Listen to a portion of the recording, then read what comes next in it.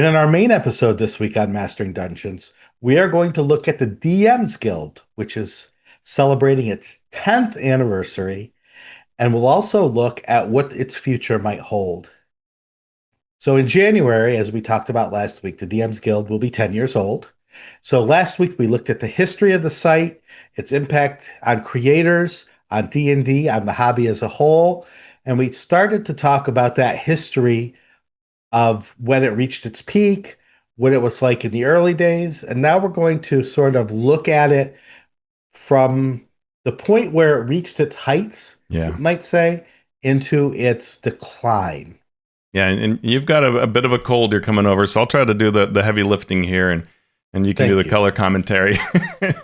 So, yeah, we have that golden era of 2017 to 2019. Like any other things, it's not like one day everything's fine, the next day it isn't.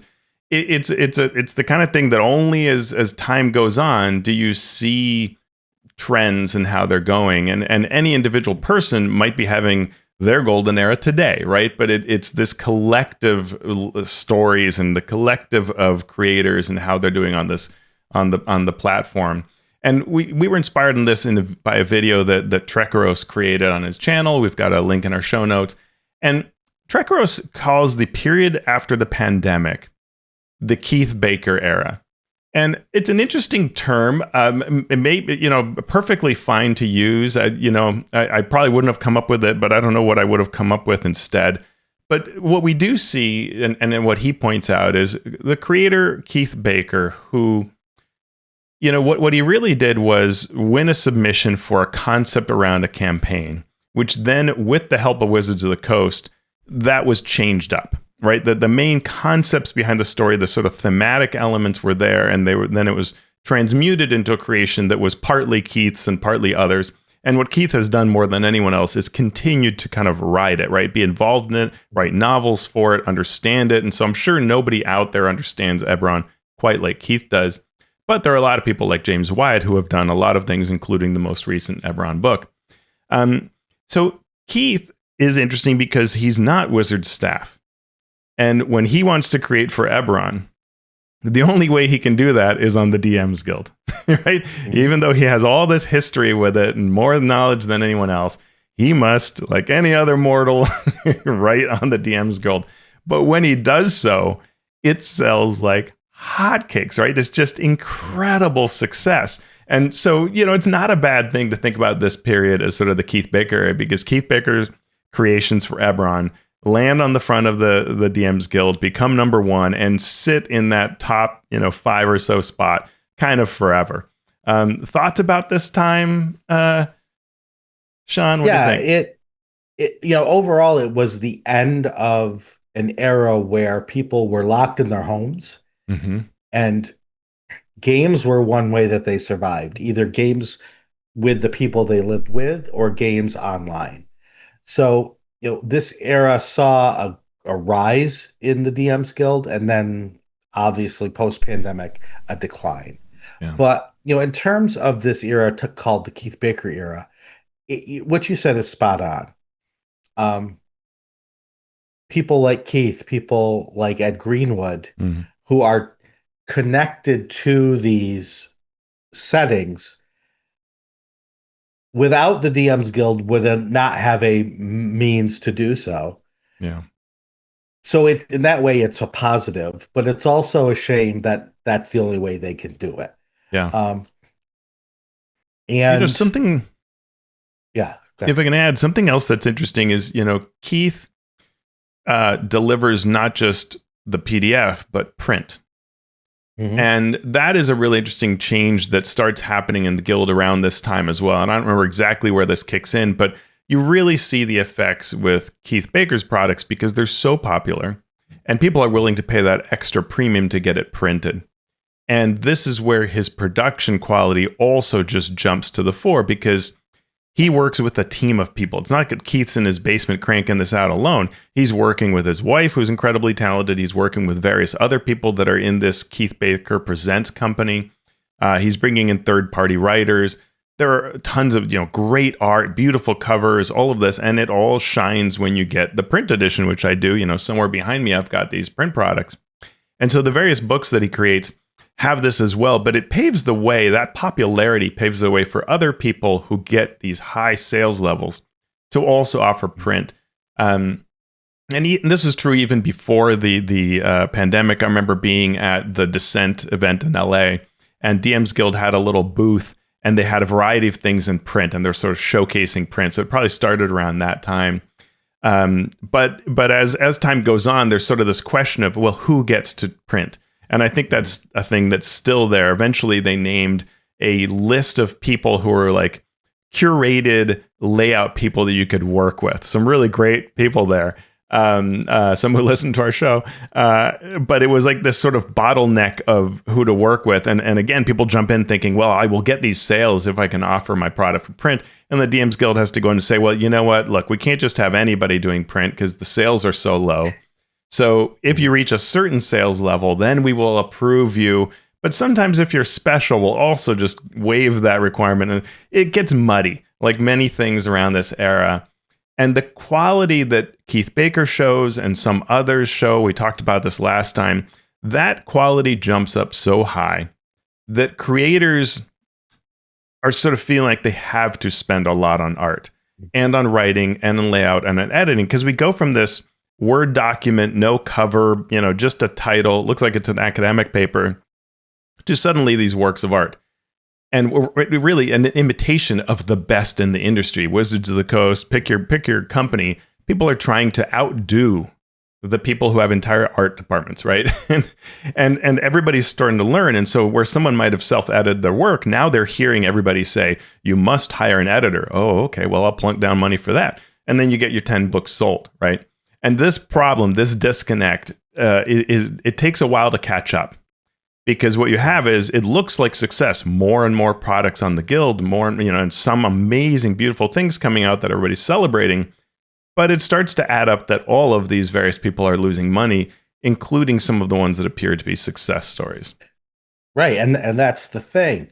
It looks like everyone's doing great until you realize that print publications cost money and you're still giving away 50% of what you're making. So that profit the slim profit that you might be able to make if you were selling directly to your consumer is now being completely obliterated by the what you have to pay the 50%. in terms of 50%. So people that looked like they were succeeding were actively leaving the DMs Guild because they couldn't afford to continue to make products and sell them there. Yeah, and I think Trekros is, he having talked to a lot of different creators in his video, he shares, how, well, things are declining earlier than this, but his own personal story is really one of creating this 240-page home field advantage is the name of the product with a group of collaborators. And he talks about how it's just like, there's a call for authors. And so we just get together on this Discord and we just start creating this thing, and money's put together and product comes out and we win an Emmy in 2022. And, it goes up the metal charts and life is just great. And suddenly he has this great accolade of having worked on this very successful product. And he begins to write other things and he, launches his YouTube channel. It all just sounds great, right? But of course, as he acknowledges, there are many other failures. And the fact is the platform itself is drying down. And he takes the credits for Draw Steel, and he highlights all the people who he learned of from the DMs Guild, right? That he had never heard of this person anywhere else, but I have heard through watching the DMs Guild. And he highlights 17 people. He doesn't count me or Shawn as having kind of been a person he knew through the guild. But he does count others that I would say, I don't know that they got started on the guild here. I'm pretty sure they did not.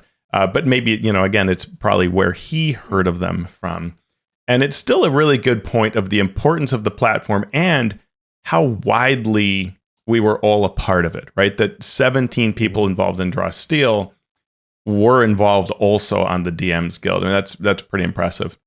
And he talks about things like, DMs Guild would pay Ginny D to sponsor product reviews.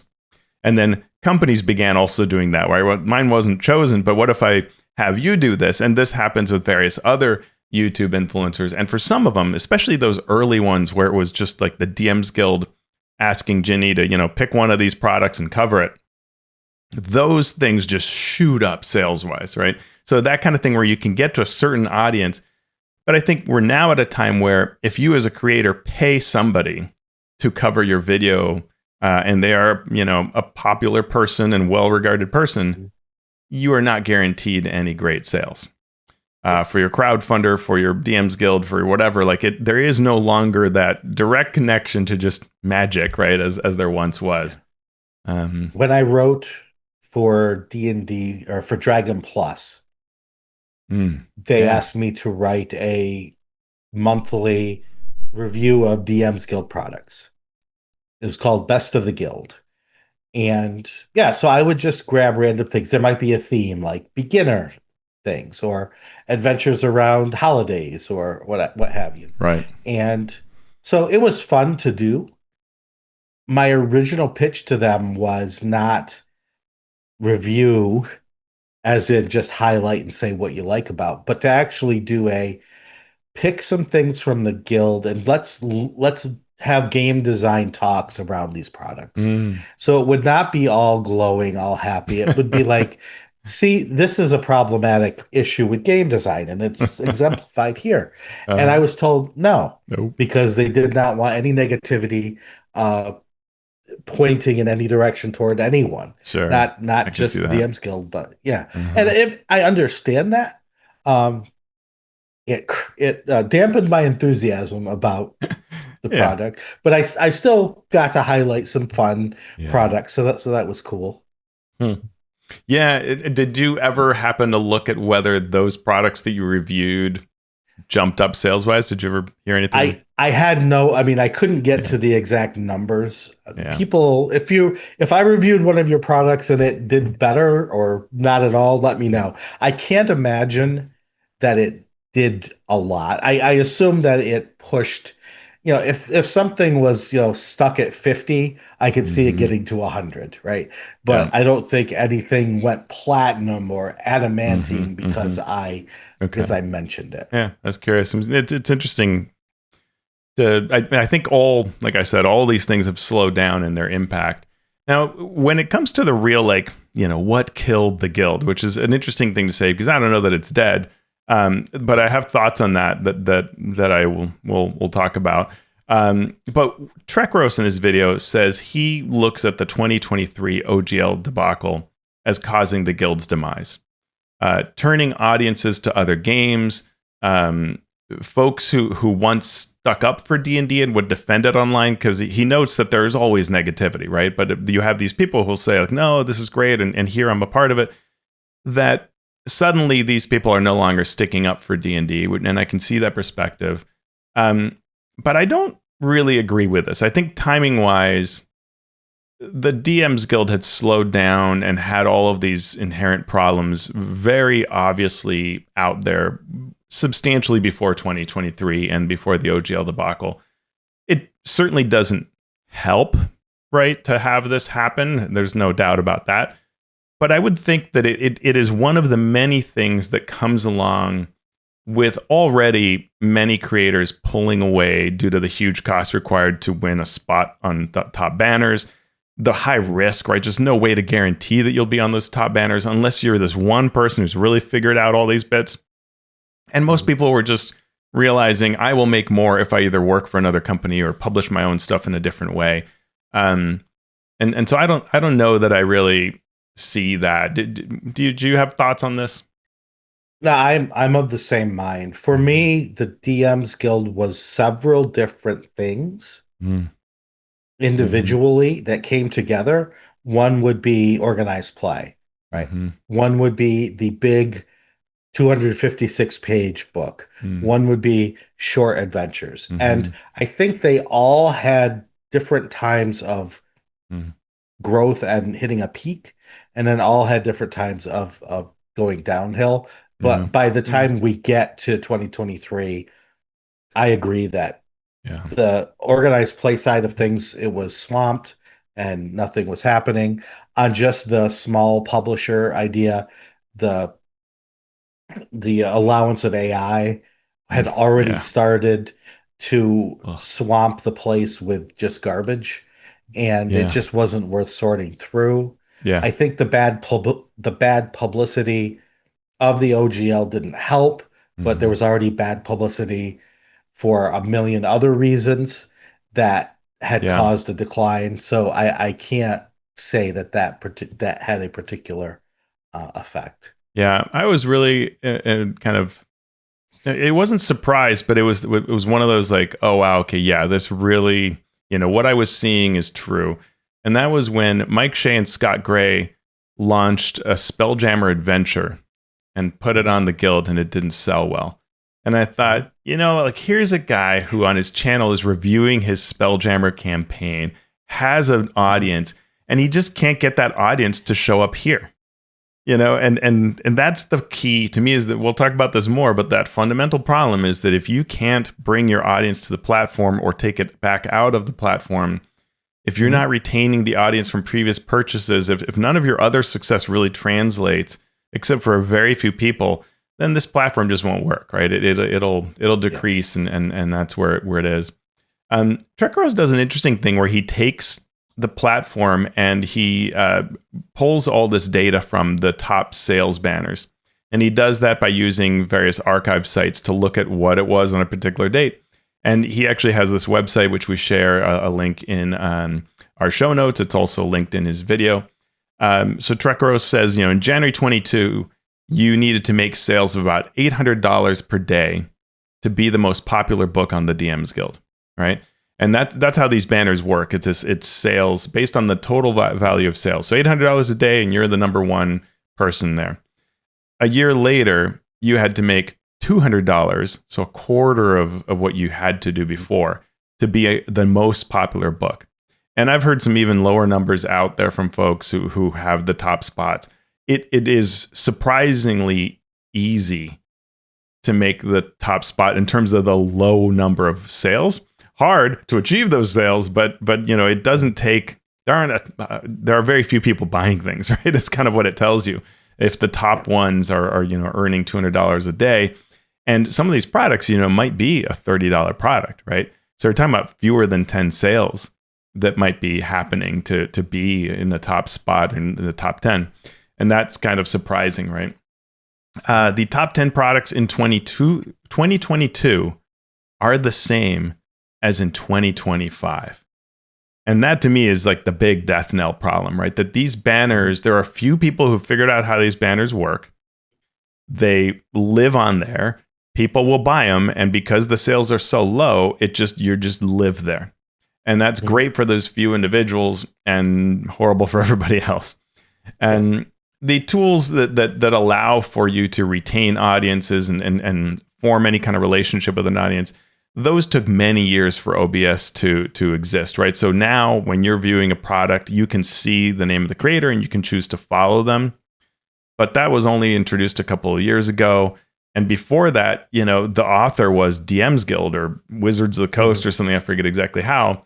And so you never could develop any relationship. But even then, the longtime purchaser just kind of grew to know, oh, I don't care, or I can't follow anybody. And so there's very little retention there on how that works.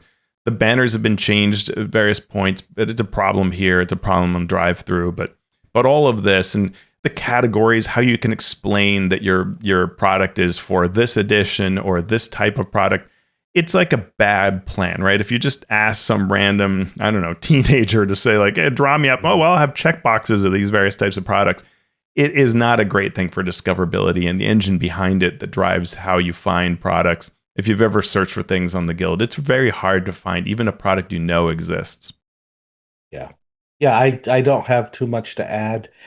My experience on the DMs Guild matches everything that we've talked about here. Yeah. It Yeah. started out promising, and if you worked hard and got very lucky, you could get a following, recognition, make some good sales, very good sales. Yeah. But then as the audience went away, and the number of creators grew, it became impossible to differentiate your work from anyone else's. Yeah. And then for me, the worse than the 2023 OGL was the announcement that there would be a new edition. Because what happens to the old game when you announce that there's going to be a Hmm. new game? Sales plummet. Yeah. It happens. And that's what happened, I think, Yeah. here.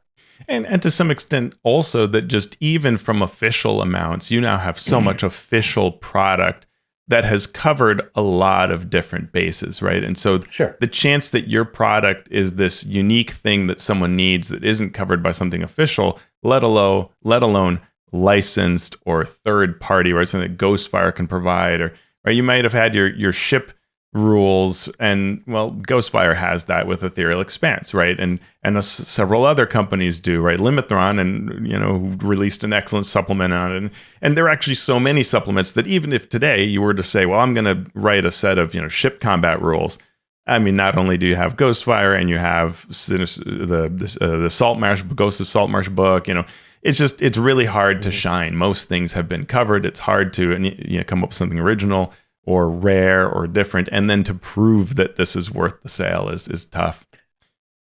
Yeah. We talk about the annual release from Wizards of the Coast and how well that did. Mm. This is going to be the release for, right. Yeah, at the big adventure of the year, right? Right. Witchlight, Yeah. whatever. Hmm. I just lost every sense of geography. This is the Chult Yep. year. Yeah. And what you would see was a lot of content released to help enhance that campaign.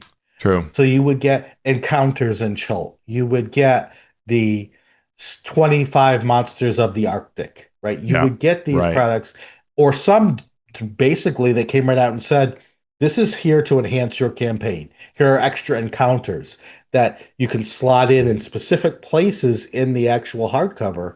Uh, Right. and those were some of the best sellers Yeah. earlier in the guild. When Wizards went away from that and started putting out more random Hmm. releases, it became harder to Yeah. focus on one. And I don't think people didn't sit down and run Descent into Avernus, right? Hmm. They were running four different things because people were releasing, or Wizards was releasing Yeah. things oddly at odd Yep. times, too close together, too far apart. So that Hmm. became hard to get a cycle going. Yeah. And with the growth of D&D Beyond, if you're going to spend the money for something extra digitally, would you Mm. rather spend something on this product over here or buy it on D&D Beyond that Yeah. you could then integrate into your character builder and give to your players and share with your players? And I think Yeah. that took a lot of steam away from the DM skill. Yeah, I think you're right, and this is a good segue to something else that I'll caution when I get to it, but I'm going to do one little bit beforehand, which is a factor is the recent OBS One Bookshelf, which owns the DMs Guild, update to the DMs Guild and drive-through sites. They rolled it out with drive-through first, then with the DMs Guild. A lot of us saw versions of this over the years, and we just all kept praying that somehow it wouldn't be what we were seeing, but it is. And it gets a lot of complaints from customers and creators, which is unfortunate because it really does get in the way of discoverability, of sales. A lot of creators get reports from people saying, I was trying to buy your product, but this happened, or I can't find this, or this link doesn't work, or any number of functional issues that come from the update, what should have been a great soft refresh to make everything easier. It doesn't. There are definitely some improvements, but it is generally harder to see information, harder to make purchases, harder to share links, harder to have working affiliate codes, any of that. And so this has further, I think, eroded the platform. But a very important aspect of this is Wizards' support for the DMs Guild. And there was clearly a time when Wizards was 100% behind the DMs Guild. It was the natural evolution of their dndclassics.com site. So this is where all of their PDF sales would be for old materials. It also was where they were allowing all creators to grow. And it was such a close relationship that a lot of people would think, oh, well, Wizards owns the DMs Guild, right? Mhm. When they never did. It was always OBS and a licensed agreement. But that's how close it was. And you saw the Twitter account sharing, the Wizards Twitter account for D&D would share DM's Guild purchases. The Mhm. newsletters would share it. On D&D Beyond, they would share it. Mhm. And then, sort of around the Spelljammer timeframe, we see things change. Where with Spelljammer, we got a supplement that was PDF only on the DMs Guild and on D&D Beyond. Then from then on, it's you see a shift that is, if you've worked in corporate land, you see that shift has behind it a, why are we giving these folks attention when we only get a part of that? We should be focusing on where we get all of it.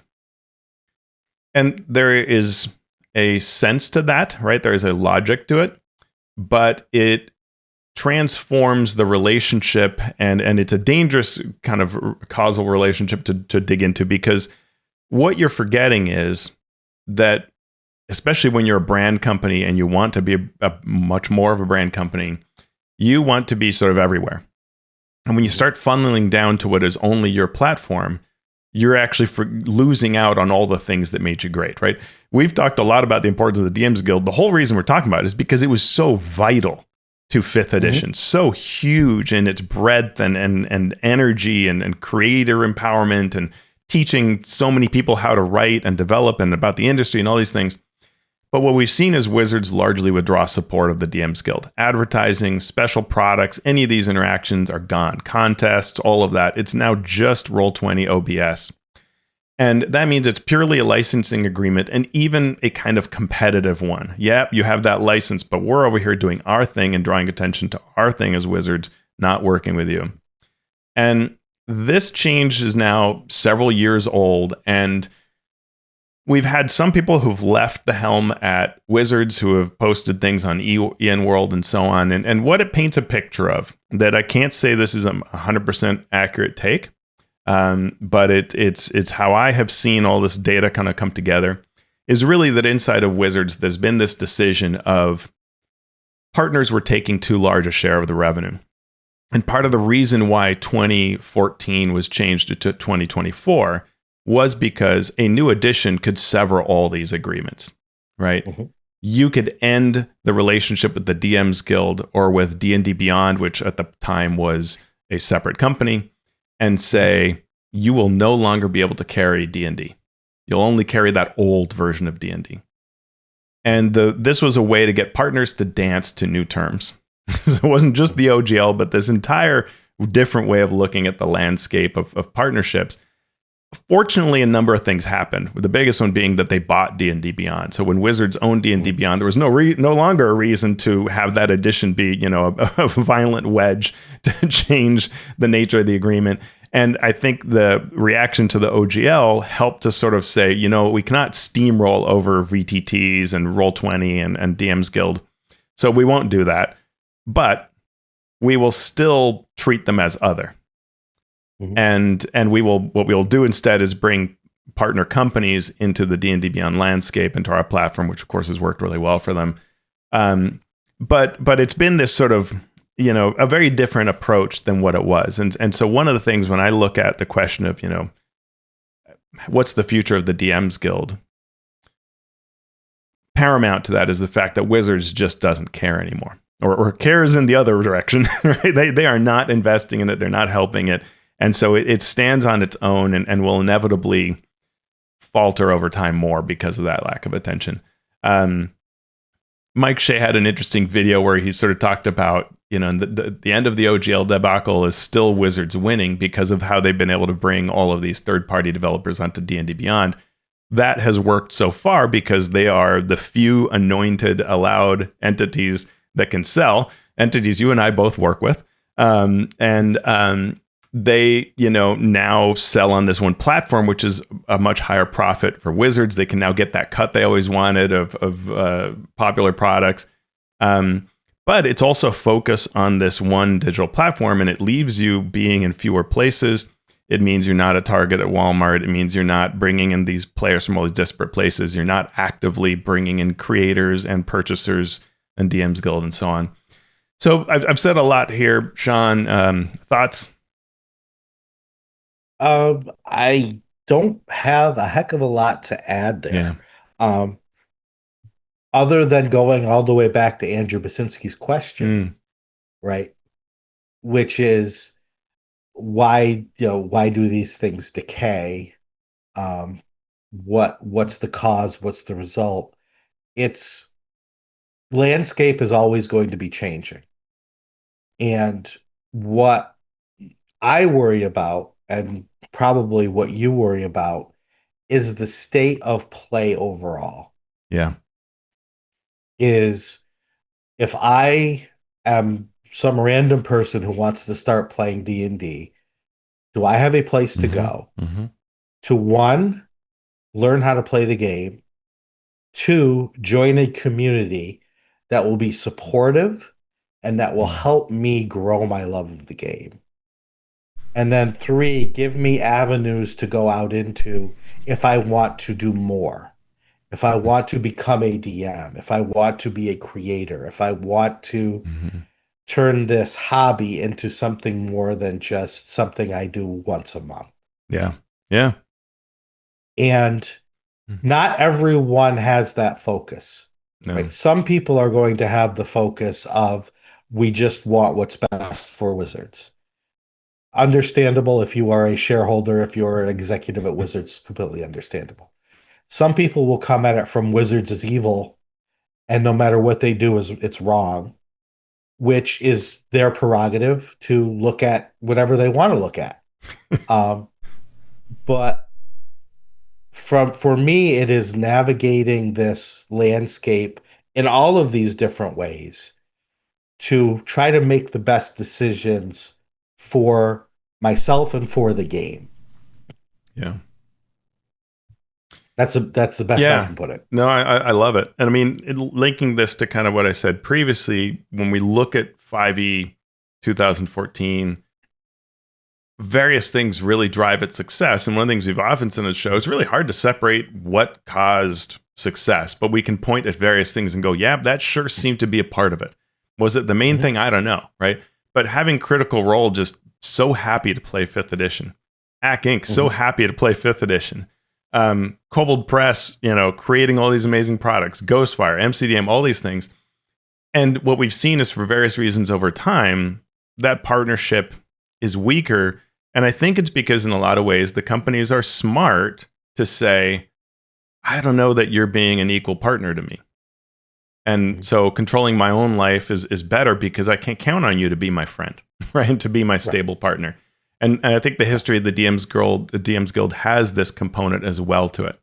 I Mhm. think strong partnerships really grow D&D and our hobby, and it's a good time right now for Wizards if they if they're listening to renew these kinds of and look back at how vital of these partnerships have been and these platforms have been.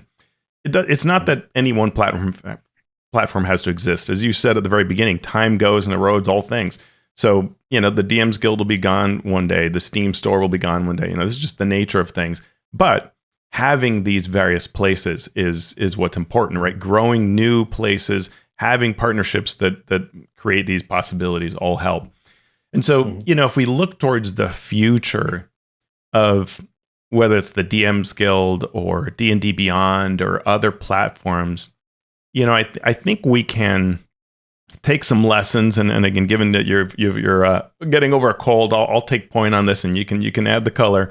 Um, and like anything else we do in the show, it's not like I'm necessarily right on the things that I've written here in our show notes or that you have, but it's a thought, right? And it hopefully helps people get to their own version of what is the truth here. But it's important to avoid a glut of product, right? We see this happening on the DMs Guild, but you could argue that on day 100 of the DMs Guild there was a glut, but it was possible for various reasons to find great products.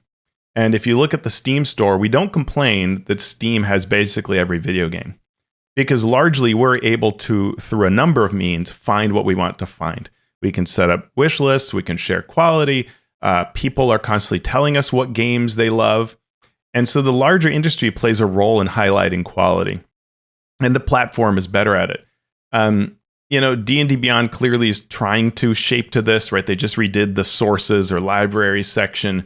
Obviously, more work needs to be done, especially if they start opening it up to more creators. I'm of split mind on whether they should or not, because it's so dangerous to just have that glut of product to where then even the great products can't shine. There are a lot of sources already on D&D Beyond and on any other platform. This question of the glut is a really big deal. It is a big deal, and it cannot be stopped. Mm-hmm. But again, going back to Andrew's great question, curation can help. Mm-hmm. And curation doesn't have to mean making value judgments about the content. It can simply be having the right checkboxes in the right place Mm-hmm. so you can find the things that you need. You Yeah. can find the things that you want to exclude. And especially when you talk about the character builder and the integration Mm-hmm. with that, to be able to turn on and off stuff so you don't make it impossible to navigate for yourself Yeah. by buying those additional Yeah. products. It does no good to a third party publisher to sell to someone who then hates that they bought your product because they can't turn it off Yeah. for their players when they want to run something other than your content. Yeah. So that level of curation, that level of access and Yeah. inaccessibility in a good way is very, very important. Yeah.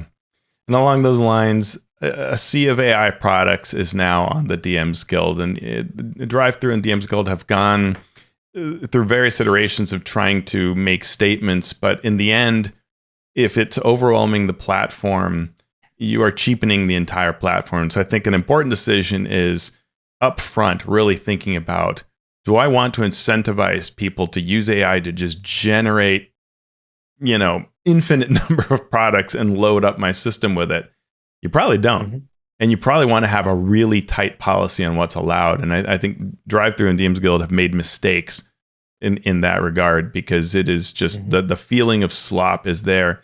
And even before there was a lot of AI, there was already that feeling of you had a lot of sort of low quality things kind of gumming up the works. But when you have deliberate creations of Mm-hmm. slop, your entire platform decreases. And so I think that's a really important thing. You need strong policies against AI and towards the creation, in part because what you want as a company to do is reward the creativity and the process of it. You want people talking about the process, as we've seen with many DMs Guild products. People talking about how they made it, why they made it this way, and creators learn from that, feed off of that. They develop relationships with you over that. Nobody is going to develop a relationship over how you pressed a button. That's not, and it's not what part of DMing is, or campaign building or character building. It's not that, right? Yeah. So you want to avoid that AI just being in there in the first place. Yeah. Amen. Hallelujah.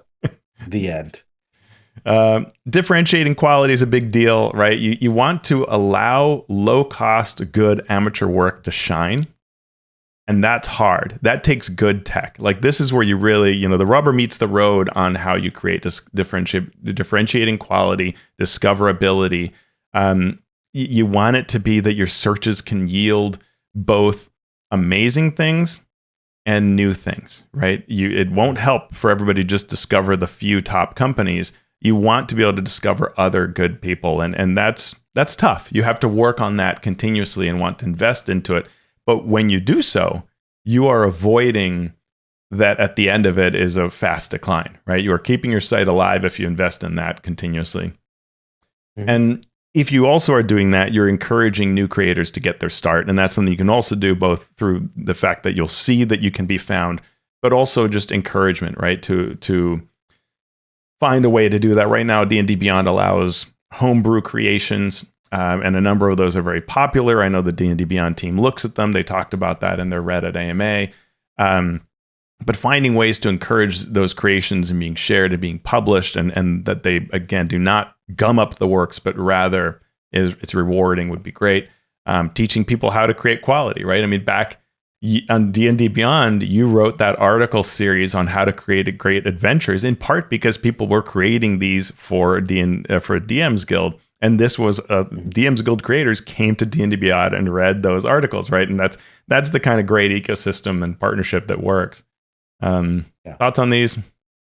No, so far I'm with you all the way. All We've right. already discussed that it's a balance because Yeah. as soon as you allow too much, it hits that glut status. If you don't allow enough, it Hmm. becomes a gatekeeping sort of feeling that people are heart can't get past in to feel like they are something. And all of this takes time, careful effort. It takes something like full-time staff to write newsletters. It Yeah. takes full-time staff to invite creators who have sold well, but Hmm. who are amateurs to write an article about, like you said, what they did Yeah. and share that and make really make the community feel like a community, Yeah. which takes a whole different skill set, a whole different paradigm that needs to be nurtured and supported and hopefully, if done well, for at least a limited time, will be able to draw in folks and make them Hmm. feel like they're empowered within that Hmm. community. Yeah, and something else I'd add is bringing in new customers, right? It's not helpful if on day one of a platform and day 200 you have the same customers. Mhm. Those customers have to be so hardcore to keep purchasing and keep the line flat, let alone climbing, rather than declining. But a great way to guarantee declining sales is if it's the same customers, they will undoubtedly purchase less over time and your system Mhm. will crash. So you have to bring in new customers all the time. You have to bring in new creators as well, but you have to bring in new customers and retain the customers you have. So you have to be out there, right? And there was a time when the DMs Guild was being advertised in products. It was being advertised on social media by wizards. It was, just in all these different places. And it's interesting because when I look at D&D Beyond, there are some ways that it is promoted, but Mhm. not as much as it could be. And I think it's primarily serving these same customers and the idea of sort of retaining customers, but it needs to get out there to the everyday, right? To Target, to wherever, all these various places to bring in new people that go, oh yeah, if I want to buy something that will supplement my experience, this is one of the Mhm. places I should go to, right? Yeah. Yeah, Um, yeah, it really turns into a marketing question yeah, that the whole idea of the funnel or the yeah. archetype or whatever and moving Hmm. people along a path that is what they want, but it helps focus them toward the content that they most want. So archetype A is going to be your new player, right? Hmm. Archetype Hmm. B is going to be Yeah, the longtime player who was already established here. What do we put in front of them that will both fill whatever needs they have, but also excite them in ways yeah, to help excite them in ways to get them to interact with other parts of our system. Um, yeah, and we're going to add D&D maps to this. We're going to yeah, add other maybe new yeah. Encounter initiatives at builder some links point. and yeah, Right, right. All of that becomes so important for everyone at Wizards of the Coast to understand, yeah, and everyone at Wizards of the Coast be proficient with in the understanding that these are the folks that we are trying to move from point A to point B, not yeah, just for sales purposes, but for community purposes. yeah. And I can hear Mike Shea, like two devils on either side of my shoulders, saying like, "You've forgotten about." And so two things that I think he would mention in some way. One, I fully agree with him, is PDFs. And one of the things that's happening on D&D Beyond is everything's locked into the format, right? Whereas DM's Guild, you know that whatever you bought on the DM's Guild, that site might go away, and that is a problem for creators who are locked into that. But your products, you have, right? D&D Beyond, when we see these supplements being provided for, say, D&D Beyond only, and they exist in no other way, you're going to have to, turn those into ugly PDFs because the company isn't doing it for you.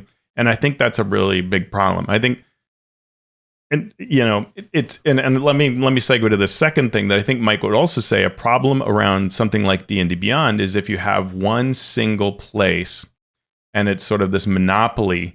And I agree that for sure we can see any number of cases in which a single platform is not desirable, but I don't think that it's a terrible problem for Wizards to create great innovation and a great D&D Beyond, right? Like, I want the best D&D Beyond possible. I think that'll serve everybody fine. And I'm not particularly worried because in general, D&D Beyond is like D&D. It is huge and dominant and big, but it will change inevitably over time. And one day D&D Beyond will be gone. And so it doesn't super matter if people are locked in to D&D Beyond, I think. Just like it doesn't matter whether people are locked into 5e, because some people will try other games and do other things and they'll just be outside of the ecosystem. Within the ecosystem of D&D Beyond is just naturally going to have this enormous appeal to it, but it's not the end of the world. And I think much more important to me are whether there are these other partnerships going on. If that's happening, then it'll be a healthy enough situation that there will be a lot of alternatives that people will naturally seek out.